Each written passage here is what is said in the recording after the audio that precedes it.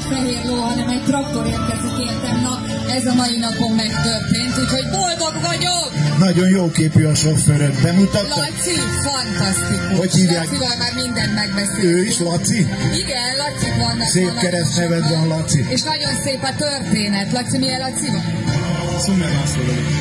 Szomber László, akinek egy álma, egy gyerekkori álma valósult meg azzal, hogy ezt a traktort meg tudtad vásárolni.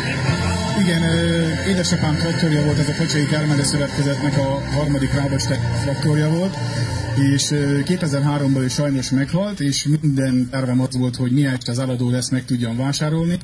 Így 2016. januárjában sikerült megvásárolni, és idén februárban volt a felújítás, a teljes felújításon esett át a gép.